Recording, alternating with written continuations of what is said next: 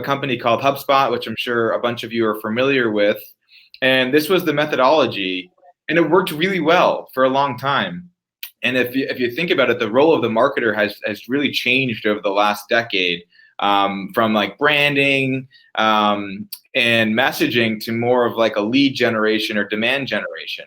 And now you can make a case there's multiple silos in marketing that handle everything from brand to lead gen, right? But this is a typical like lead gen strategy that we see today. And we spend a ton of time and effort to drive website traffic. And this is what we make our buyers do. And so we think this approach is built for the company, not for the customer, right? This approach lets the company understand who a lead is, right? And we don't spend any time with them until they're qualified. And once they're qualified, we send them nurturing emails to try to book a time to speak with them. We have our SDR team reaching out, right? And then finally, we might schedule a call with them at some point in the future. And by then, they might have spoken to your competitors. It might not be an issue anymore, or they've moved on with their life. And if you think about it, it's a little bit bizarre that we make our buyers jump through hoops to speak with us, right? I'm in sales, and my favorite thing about my job is talking to people and just understanding them better. And so when we add such a distance between a future customer, right, and the sales team, a lot of what George was talking about a moment ago starts to happen, right? We leave people hanging, waiting to hear from us, and it's just not a great buyer experience. It doesn't focus on the customer. And so what we've seen in the past is marketers are coming to us and they're like, hey, like, listen, we've had this issue, and we know about this because we've had to deal with it ourselves at Drift. When we first started out, we knew that there was a problem in the buying process, but we didn't know we were going to make a chat product. We just started investigating what the current marketing stack looked like. And so a lot of marketers were like, hey, listen, our conversion's garbage. We're maybe seeing 1 to 2% of all of our website traffic fill out a form and tell us like, hey, I'm interested in having a conversation with you, right? And we know that your website is basically your storefront, right? It's where you want everybody to go, and you spend a ton of money to get them there, right? And so for a 1 to 2% conversion rate, like, there's probably something broken. In addition to that, when buyers come across gated content, most of them aren't going to fill it out. We hate being marketed and sold to, and we know what happens once we give up our email or give up a phone number, right? We get bombarded with emails, or we get bombarded with phone calls, and it's not a great experience. Again, the other thing, and I think if there's any marketers in this room, this might resonate the most, is that if you are generating leads, we did the numbers that we're showing here. We actually did our own experiment across 5,000 websites. It took us about 3 months to do this, and this is some of the data that we've found. Most of them are in the SaaS space and or in IT. But 58% of the time, nobody got back to us. Nobody even said like, "Hey, thanks for reaching out. Let's talk." Right? So as a marketer, the frustration is like, "Hey, we're generating all these leads, but our sales reps aren't following up with them." And so that's been, been something that we've heard from a lot of marketers. And I think the biggest miss is what I call the goldfish economy that we live in. Right? I've got 32 Chrome tabs open. I've got my cell phone buzzing. I've got a ton of distractions. We all do.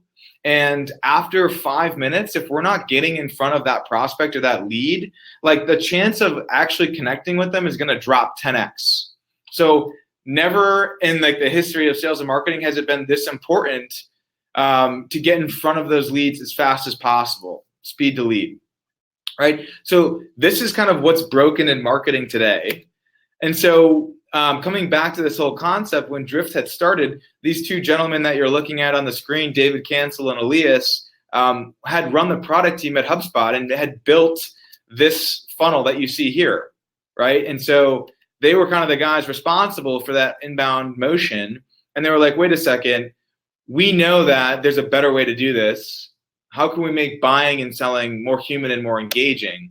And so we looked across and we thought, hey, well, let's think about this, right? Our consumers are really comfortable having conversations and using messaging, right? They're texting their friends and family. They're talking to their colleagues on IM or Slack. And they're consumers outside of work. They go to Apple, right? And they have this great buying experience, or they go onto Netflix and they see that suggested videos for you, right? And so they're used to having a personalized experience, and they're used to having conversations using chat. And so those are two like really big themes that were like, okay, well, this is interesting. Like, let's think about this. Can we put sales reps at the top of the funnel using live chat? And to date, that's never been done. Live chat has primarily been used for customer success, and it's been around for 20 years. It's not a new technology. But we looked at it and said, well, that's interesting. If we put sales reps at the top of the funnel and connected with buyers real time, what would that look like? And the results were really promising. Obviously, as a marketer, we've got webinars or contact us pages, but live chat was converting leads at a much faster rate with a higher and better response time. So we kind of knew that we were on to something. The challenges were that live chat had a lot of limitations. For example, this was only available during working hours, right? We live in a global economy, most of us. And in addition to that, there was a lot of support questions that were coming in, and sales reps were getting frustrated. Like, I don't want to spend time with a customer. I only want to spend time with prospects. And so there was really a high volume of low quality chats. We also had no idea what a good lead looked like when they hit our website, right? We couldn't tell if it was a target account that we had been trying to book a meeting with, or it was my father who had like stumbled on the website and has no business there. And so there was a big problem here. We saw the opportunity, but we didn't know how to actually scale it. And so that's why we came out with conversational marketing about 3.5, 4 years ago. And really what our goal was to help companies shorten their sales cycle, understand their customers better, and just really create a more human buying experience, right? We thought a lot about what typically happens in a sale, and it's a conversation, right? It's pretty simple. And so what we created was a way to have conversations at scale using chatbots and live chat and intelligence, right, to optimize conversations. And the results were amazing. Marketers were now looking to Drift as this completely new category of a way of helping them convert more website visitors into leads for their sales teams. And sales teams were saying, well, great, we can connect with our buyers real time and have conversations with them when it's most relevant when they're on our website. And so this was really starting to gain some traction.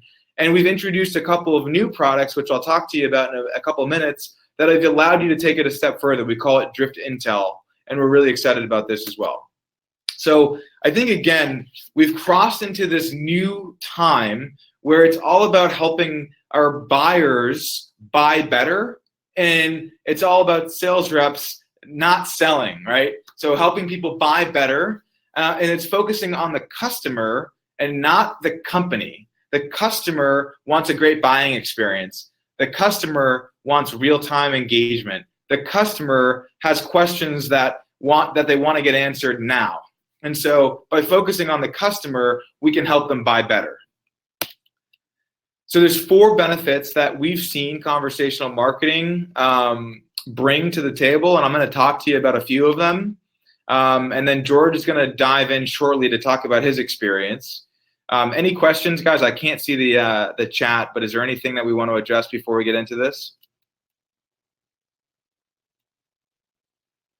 Cool. I'll keep running here. So the first thing that's most important is just there is a question. There are some questions here regarding the difference between Drift and Hubspot chat bot. That is, cool. So what are the differences that you see? Maciej is asking. So, yeah. Perfect. All right, let's run through this, and then I promise I'll address that because that's a great question. Yeah, I just marked it as a question, so and then we will come back to this. Perfect. Awesome.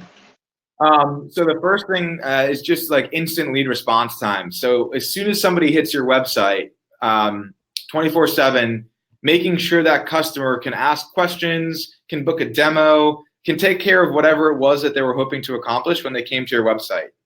And again, being in the goldfish economy, we all know as marketers, like, how can we reduce our bounce rate and have more time on site? Well, this is a perfect way to do that. A couple of our clients cut their response time by about 44%, right? And so we know if we can get in front of our website visitors as soon as possible, then we're going to be able to give them a great buying experience, or just a good experience with our brand at that, even if they're not making a purchase decision. The other, which is I think the most relevant, is just converting more leads, right? Qualifying somebody on your website. And then what I love when I'm coaching my clients on conversational marketing is, like, don't ask for the personal information up front. I think the biggest mistake, and kind of coming back to the differences between HubSpot and other chats, is that primarily when you go to interact with it, it says, hey, in case we get disconnected, what's your first name and your email? And I'm like, well, what kind of value am I getting out of this? I don't want to give you my email. So conversational marketing is all about asking some engaging questions, understanding like where your buyer or customer is, giving value, and then if it's relevant, like, sure, like, here, give me your email address and I'll share our 10 tips on converting more leads on your website, or share your email and I'll let you book time with my sales reps, right? So it's all about like conversations first, conversions later. And you would think that it does the opposite, right? It converts less, but in reality, as a consumer, that's what we want. And if we're getting value from it, we're more apt to give away our information and take that next step, right? And so you can see here, like, before conversational marketing, most marketers were relying on forms. And we just think that at Drift, that forms have produced less and less results over time, right? They still work, and I don't want to discredit a form, but there's a better way, we think, of doing it, and that's just using chat to convert more leads. The third is just booking more meetings, right? So if you think about it, I explain Drift as a sales rep for your website. So we're going to be qualifying and booking automatically. We tie into Google and Outlook 365, and we'll show availability based on routing rules, and we'll surface the right account executive, customer support rep, etc., and allow your website visitors to communicate with your team based on who that person is and what they want to talk about.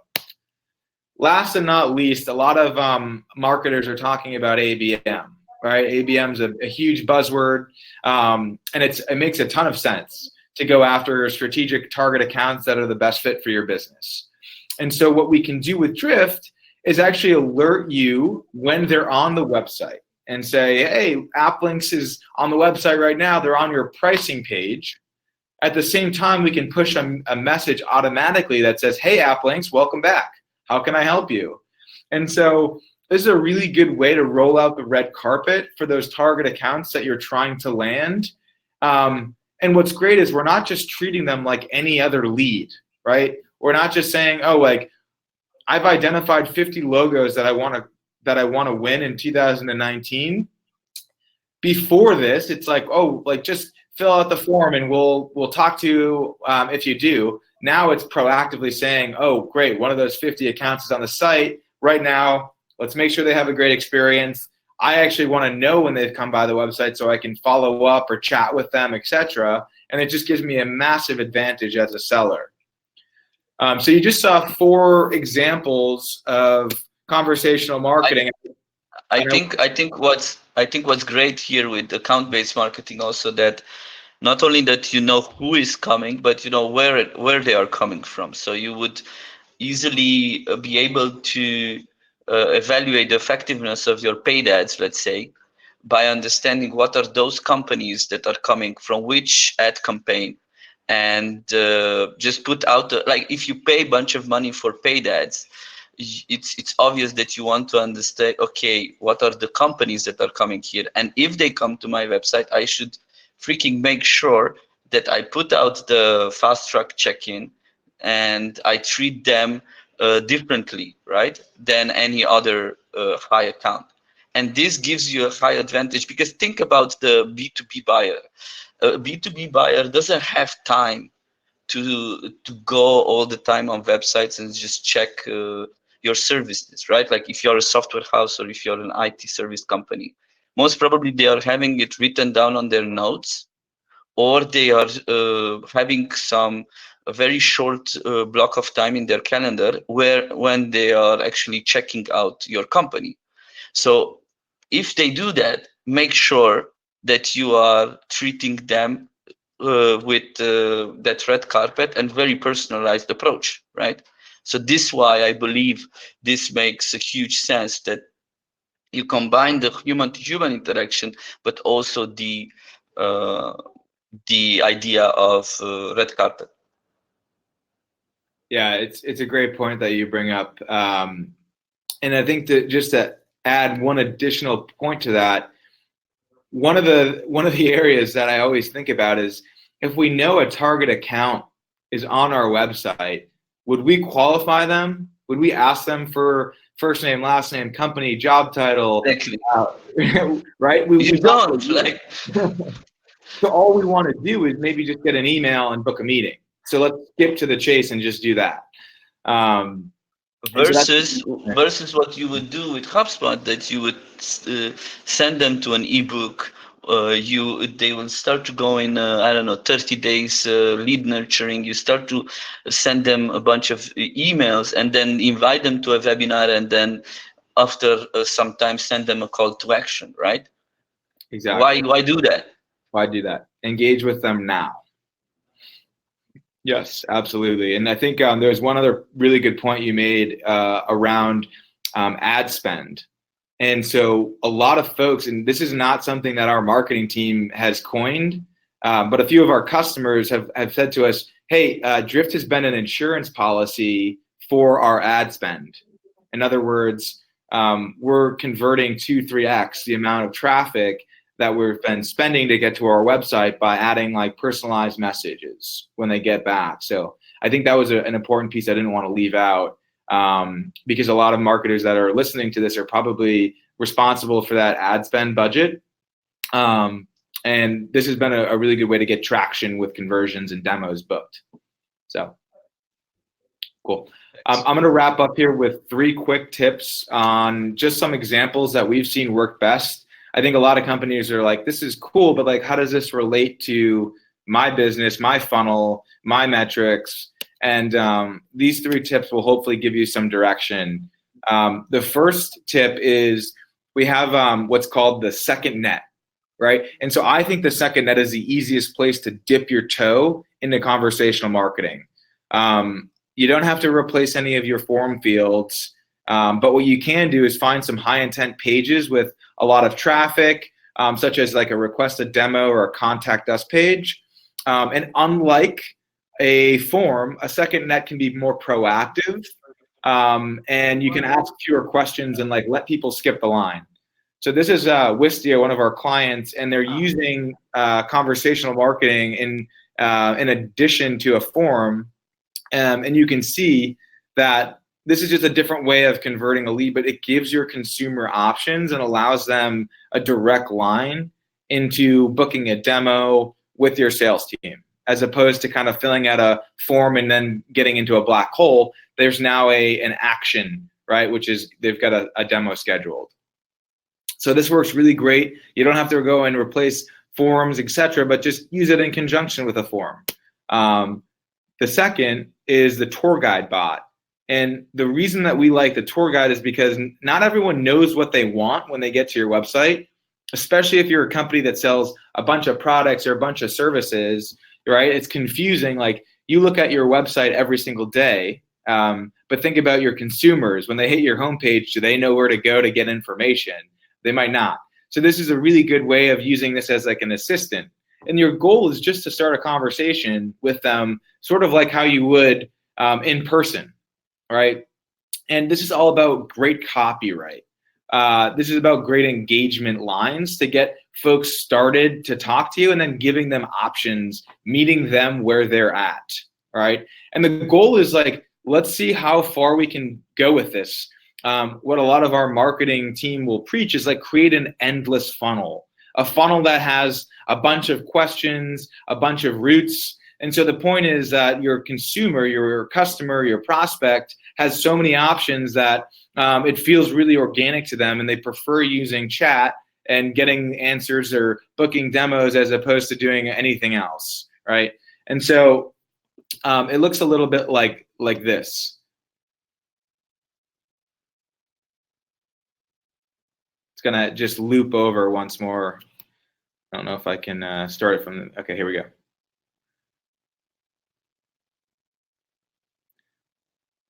So you can see here, ton of different options for the website visitor.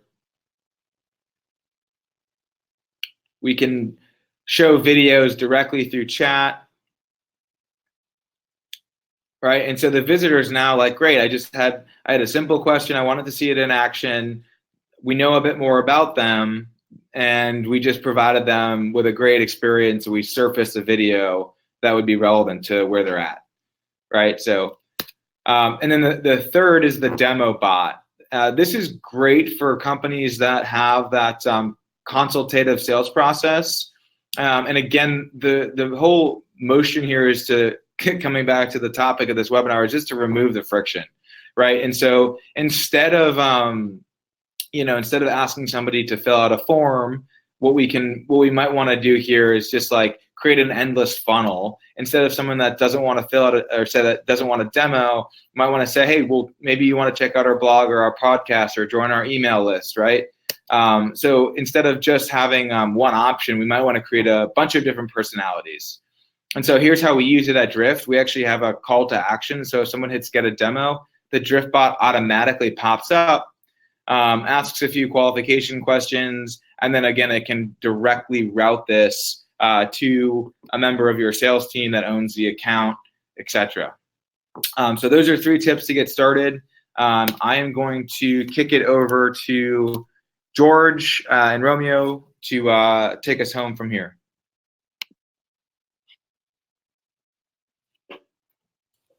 Cool. So Romeo, if you can highlight my screen, I'll start sharing in a sec.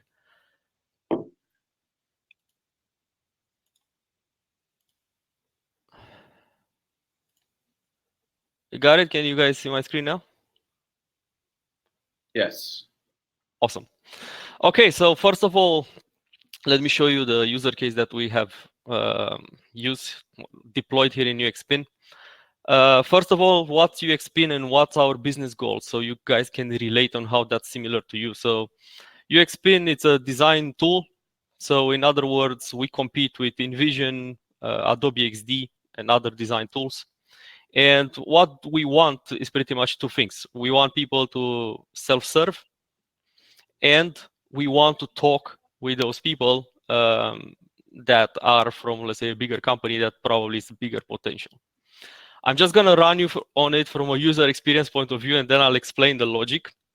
So normally here you're going to have a form. You're going to have to complete that form and stuff. The way we're bypassing all of this is like this.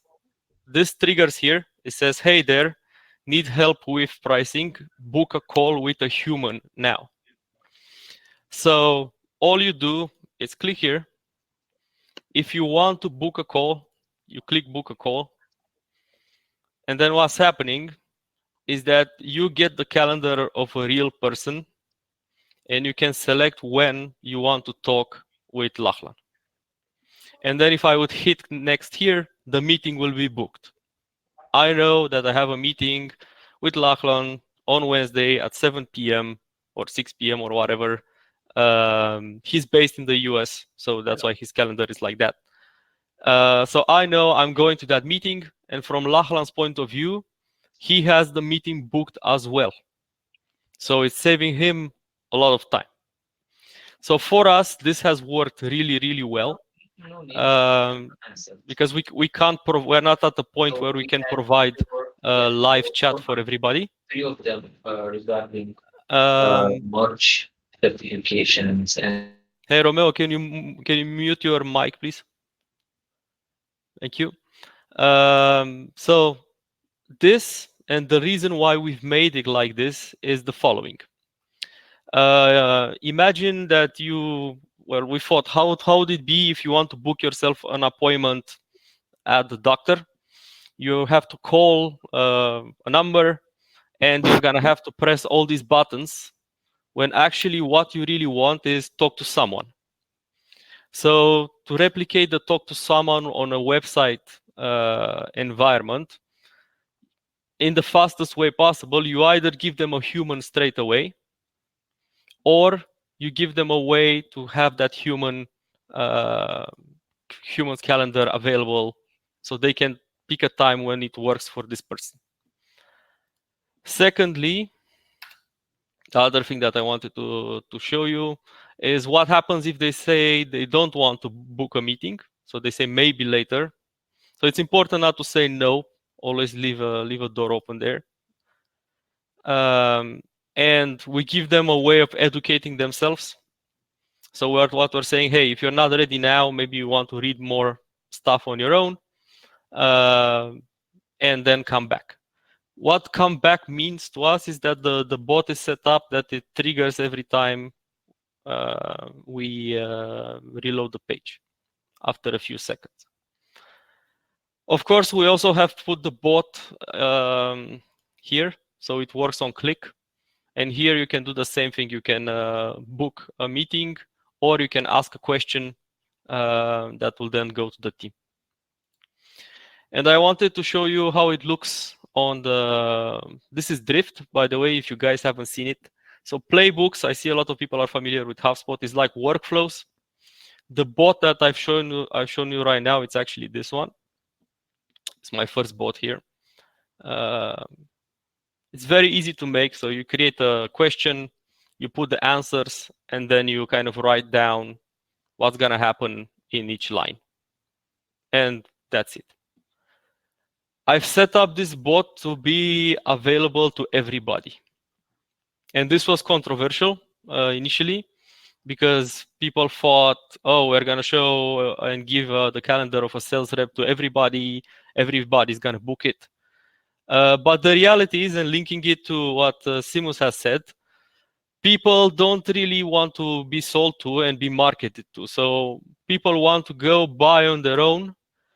And if you think about the scenario when you go into a shop and you try to buy yourself shoes, you either go find them, buy on your own, or if you're stuck, you want to go to the assistant and say, hey, can you help me with this? And you want an answer now.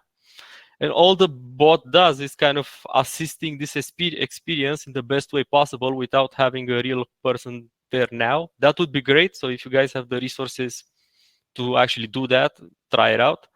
But from our perspective, this is what worked. The other case study that we have, I'll show you on the homepage.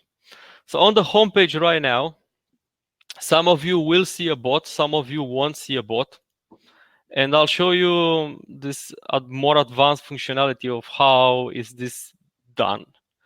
So if I go into my homepage bot, and I go to audience. So one thing that you can do is that I have it targeted that I show this bot only to employees, only to companies that are only to companies that have over 125 employees.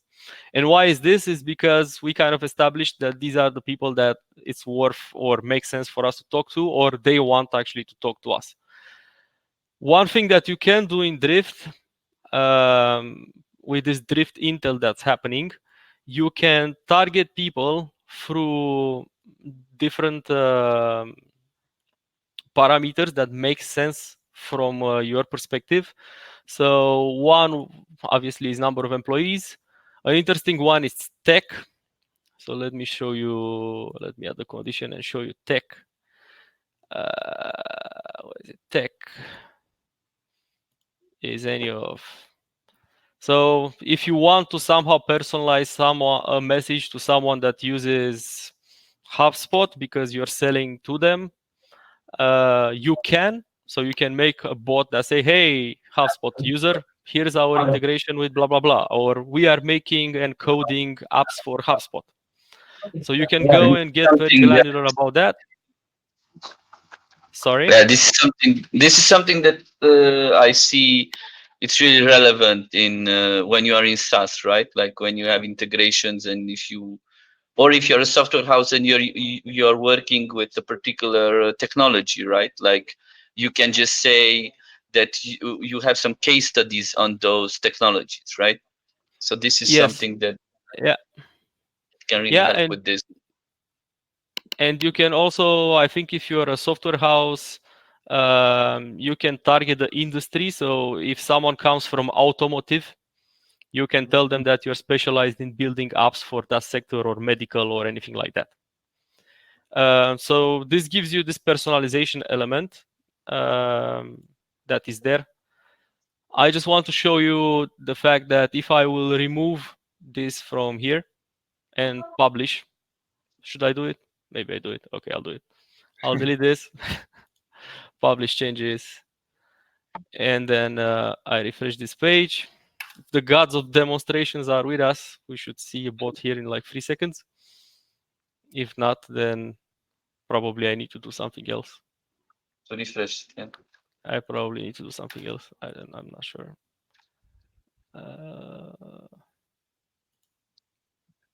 I probably didn't save or something. Did you the UXPin custom? I want a UXPin customer as well. Okay, so I need to get rid of this one as well. Okay, I will do it. Let's do it. Publish changes. Yeah, so we didn't want our existing customers to see that, which you can do, or you might want them. And now you can see it here. So what these guys see on the homepage is they have the option with a human, and they get also a comparison tool, because this is a common question. Like we had right here on this demo that people are asking you, look, what's the difference between Hubspot and Drift, which is a fair question. So if they do this, and let's say they want to compare us with Figma, we are telling them where they can find this comparison. So it can be here. We also have a landing page now, so we can actually send them there, and you can have a chat that on this page of comparison again asks for a demo. Mm-hmm. So from our point of view, this is really personalizes the experience, because from all the users, if they are interested, they are already using something, and there will be a number of particular competitors that are being used, and you can actually send them in a place where they can actually see that comparison, and there they either self-serve, which is always the preferred scenario, or if not, they can get in touch with a human without going through form, 10 fields, reply 2 days later, try to agree on a common time to talk, and actually talk. So all this bunch of days are being saved on the fact that someone can just book a meeting with someone else, which is you kind of want. I think my main advice is the fact that your landing pages will qualify people on their own. So if no private person or will go to enterprise and book meetings with you here. So don't be afraid to not have qualifying questions. This is my main advice until really you get swamped. But it's better, and don't underestimate the power of the landing page, because if you call this page an enterprise page, very few people will come in here, so the level of traffic on this page will be very low. But who's gonna come here is gonna be super highly qualified, and the value of the deal is pretty high. And you don't want to miss them. So one thing that can happen is that someone comes in from their Gmail address where they work from home, like I work today, and the Intel technology will not be able to tell that they are actually from a huge company. So sometimes what we see is that someone with Gmail books a meeting, and when you jump on a call with them, actually they are from a bigger company. About 95% of our leads are B2B. So we didn't see the fear of being overbooked by, let's say, unqualified leads happening. And you're using also HubSpot or some other tools, or is just Drift? So Drift feeds into HubSpot in our case. Mhm. I'll give you my perspective of Drift versus HubSpot. I think both tools are really good. I think it's really, and both can fit certain scenarios. I see Drift as being more advanced. I think if you're really interested into knowing exactly what's the difference between HubSpot and Drift, you should always add in there for your user case, because both Drift and HubSpot are huge tools. I think in general there is no kind of quick answer. The only quick answer that comes to my mind is that with Drift you can get much more granular in personalizing the experience. So if chat is a relevant channel for your business, so I treat it as a channel. I treat it as, okay, for paid ads we have this budget, for chat we have this budget, for blogging or whatever else we have this budget. So if you see the channel performing well, which in my case is really good because it takes leads that are enterprise and connects them straight away with sales, it cuts off the sales process, so it impacts the revenue directly. For me, it made sense to go deeper and have a specialized solution that does chat really well. So I think it really depends on your user case, on how much you want to go into that. The other thing that I wanted to show you is the meetings. So this is my August report, and we did 44 meetings, which was really good for us, considering that this was our first month. So there is a bunch of stuff that, we are not an advanced or super advanced Drift user. All we wanted is go live and somehow get meetings as fast as possible, and we got that. And the next steps for us are to go into what's called account-based marketing, which is, let's say, if you have Salesforce or HubSpot and you own those accounts in there, you load them up into Drift, and whenever someone comes on your website, you get notified. So if I see, let's say, Romeo is an account that I own and I really want to close, he comes on UXPin, I get a notification that tells me, hey, someone from Romeo Man is on your website, or Romeo himself, if you can identify him. So I click chat with him now and I say, hey, Romeo, I see you're on the website. How can I help you? So I can connect with him in context when he's actually on the website, instead of me chasing him while he's doing some other task. So what this does, it fits the bill of talking to people at the right time, which is great. It is just great. We didn't get to do this yet, but in terms of next step, we're gonna get into this, and we are slowly adding more playbooks on more places on our website. I think we have about 15 of them right now. The other thing that's happening for us is that support is using it, product management is using it. So in product, some of you guys won't have this, because let's say if you are just building, you just want to generate leads for IT outsourcing, then you're not gonna let people in product because you don't have one. But if you would have one and you want to know how a certain feature looks like, you can have a chat personalized for the feature in product that asks for feedback or does something.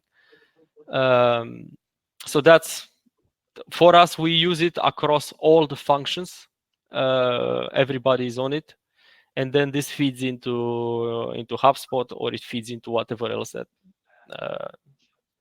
we need to send that information into. Cool. Okay.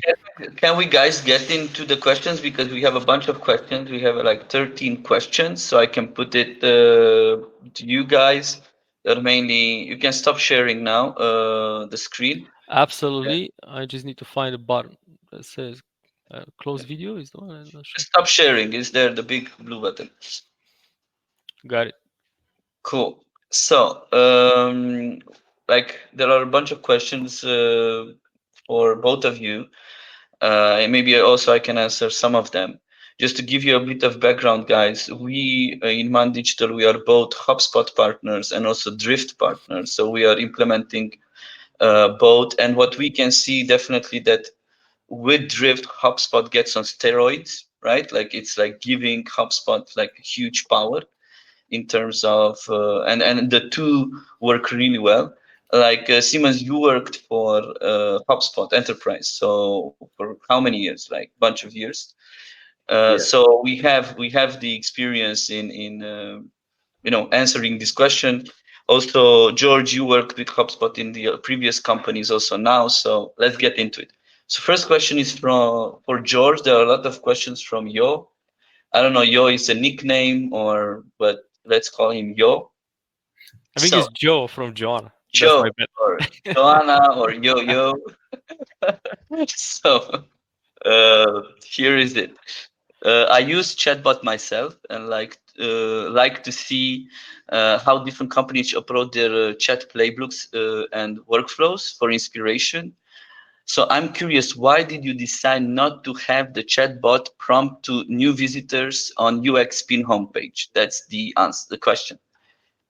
For me, yeah. Yeah.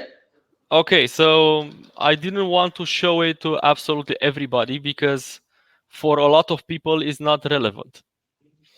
Mhm. So if you are a individual and the chat, chances are you're not gonna book a demo with a sales guy to discuss the enterprise solution. It's not something you want to do. So because of that, I didn't want to, let's say, piss off 80% of the people who come in there with some splash that they didn't care about and they will never use. So the people who are most likely to appreciate this, some of them don't like it either, but at least they know they have an option to book a person, would mostly be people who qualify with that criteria. So that was my main reason. If everybody will be eligible to book, so for example, if I'm a IT software house, probably for you it's worth to have everybody there because you're not going to have kind of individuals joining or checking your website. We are a design tool, so a design tool can be used by individuals and businesses. So that's why in our context this made sense. Thanks a lot, George. Sure. Cool. Let's move on. 1 second. Let me see here. So Maciej asks, can you say more about the difference between like chatbot from HubSpot and from Drift? Like any of you can answer. Yeah, I'll take a swing at this. So I'll just start by saying HubSpot's an awesome tool. And I think in some cases it makes sense. I'm going to talk about the times where Drift has an advantage, just based on my experience. So I would say it boils down to three things. So product, people, and roadmap are the three things I'll focus on. Product-wise, it just comes down to, like, think about it. HubSpot's an all-in-one tool. They do a lot of things really good, right? They've got CRM, they've got automation, they've got Service Hub, they've got sales tools, they've got a lot of products that they support. What Drift does is we do one thing great. We're focused on conversational marketing and we're all in. So product-wise, we've been able to innovate faster than any other chat company on the market, HubSpot included. So people, why do I think people's important? I think people's important because we have over 340 team members that are all working on this one project. And I think you get a lot of insider expertise, whatever you want to call it, when you've got a super specific focus. And so the people at Drift are studying consumer behavior, conversational marketing, and we're giving that to our customers. And I think that just that one piece right there is pretty valuable.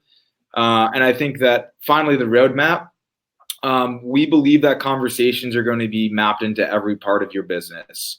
Right now, if you think about it, like a lot of people think of Drift and like, oh, Drift does chat, but really where we're heading is going to be email, video, and conversations, and we already have all three of those. But really, the focus point is going to be around conversations and going to be around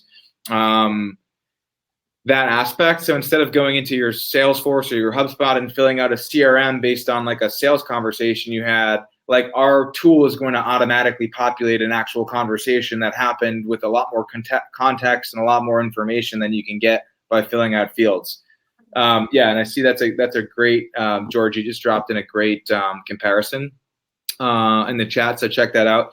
But again, I want to come back to the point. There's definitely some cases where if you've got low traffic and you just need a basic answering bot, HubSpot's fine. There's no need to buy two softwares. When it does become relevant is if you're selling into the enterprise and you want to leverage that ABM tool that we were showing off earlier, or you just want much more sophistication across the different pages on your website. Like there's definitely an advantage to Drift. So I don't know if that helps clarify it all, but I'll kick it over to the other two gentlemen to speak to anything I missed or anything that is top of mind. I think that's good. Maciej just gives a thumbs up if the answer is we answered your question. Great. So next question is from Sławomir. I hope I pronounced that well. Do you think that software houses need a person who will be available 24/7 to respond to leads? In my opinion, everybody needs that. It's the truth. It's like, imagine you would go into a shop that sells shoes and there will be nobody there. Some people will self-serve, but if you have a question and nobody's there to answer, you are going to move to the next one. And the other thing that it does is, again, to the buyer consumer, right? And this is buyer behavior, and this is really important. People will buy the first solution that fits, not necessarily the best one. So what does this mean? It means that if they are coming to you and you're there right now having a conversation and the quote that you give them kind of fits, maybe they will check one or two more software houses, but they don't have time to check 100 software houses. And there is a nice statistic that says 80% of the deals are closed by the people who reply first. So these two things, people are buying the best fit, not the best solution. Plus, they are buying whoever replies to them first because they kind of know that's how the relationship is gonna go, and they feel, yes, I can work with these people. I don't need to wait 2 days for a reply.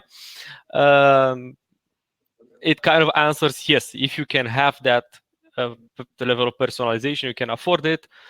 Kind of have it there. If you can't afford it, cut the forms and give people the calendar. If too many people book the calendar, then add some conditions. So only people from certain areas where your strengths are get to see the calendar, and so forth. You narrow it there. You narrow it from there. It really depends on your resource.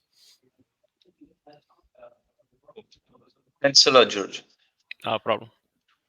So another question regarding chatbots from Maciej. So what are statistics related to talking to chatbot and a person? So, I mean, when I see a bot, I'm not sure that I want to fill in the information. Instead, I would prefer to talk to a person, but the availability of the person might be a problem, right? So, yes. Differences between chatbot, a person, they don't want to talk to a chatbot because they know it's a chatbot. But yeah. Yeah, so I think the most important thing, going back to the example with, you call someone for an appointment and you have to press 1 for English, press 2 for technical support, press 3 for blah, blah, blah, and you just want to talk to a human. So if people want to talk to a human, you kind of have to put that information that there is a human at the end of this, but knowing that people also prefer to self-serve, you can put them a few options to self-serve. So let's say if in whatever business Maciej is, he can have something, this initial message is the most important, that says, hey, we can help you with this and that, and also you can book a time with a human. So when I see this straight away, and this first message is the most important, then I'm more likely to click.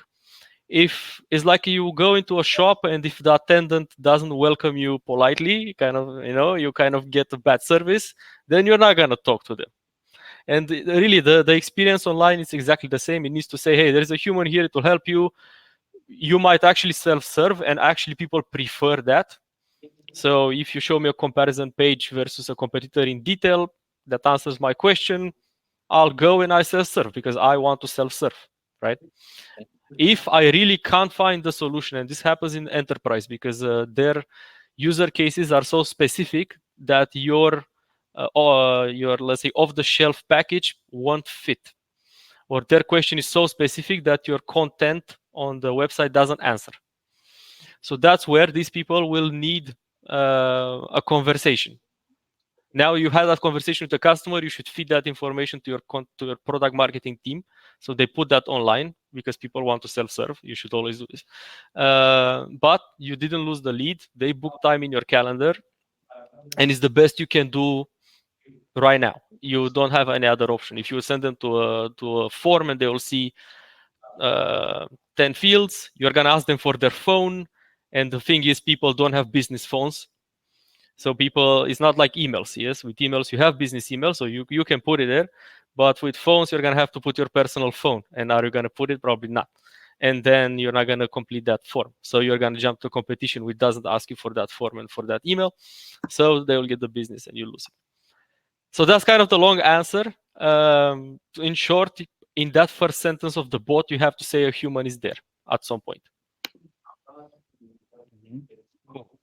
That's a good one. Like just saying that, hey, now there are just like it's me, the chatbot, but then I can drop in and talk to a human, so I can redirect, route your conversation. Yeah, Absolutely. Yeah. If cool. I cannot solve it and self-serve, then for sure that will be the case. Exactly.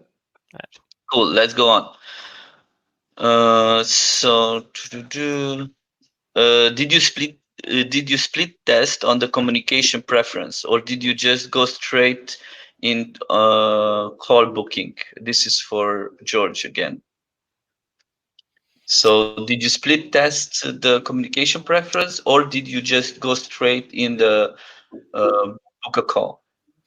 Yeah, so for a time we had what Seamus referred to as a safety net. So we had both the bot and the form. Mm-hmm. And the bot outperformed it. And then also we replaced the form with the one when you click on button and you say chat with sales. That used to be a form. And then we replace it with the bot because it performed better. Yes. Yeah. Okay. Clearbit lead intel is native to Drift. Siemens. Yeah, I can take Yes. that. Yes. Yeah, it is. Okay, cool. I mean, it's from Clearbit, right? The data that you're getting for Drift Intel is from Clearbit. Okay, cool. George, again, regarding CRM. Yes. Did you map those choices to the contact record in your CRM? I don't know which choices. But... Yeah, the choices that people choose in the bot, yeah. Mm-hmm. As custom fields, I suppose. Yeah. So some of them we did, some of them we didn't.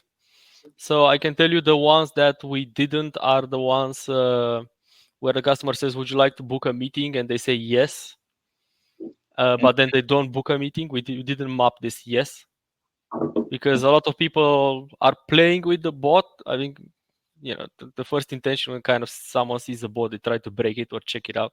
It depends, or if it's a marketer, they want to copy it. But the ones where people kind of say, what competitor are you wanting to compare us with? That's really good information. Good for retargeting if you do ads. So that's worth capturing. So I guess my answer to that is you can map anything you want, really. You can map everything if your preference, maybe it's actually useful to map everything. But in our case, we just did this.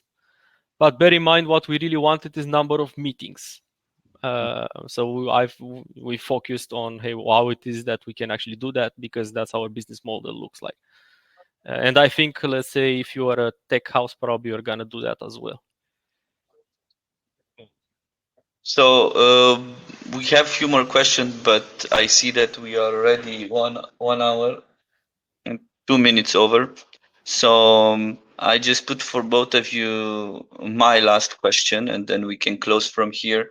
You guys can, you will be able to get the presentation, and also Siemens, if you can share with the audience the conversational marketing blueprint, so we can start working on that. I think that's the starting point, and obviously you can reach out to us if you have more questions. Like, you will get a recording of this.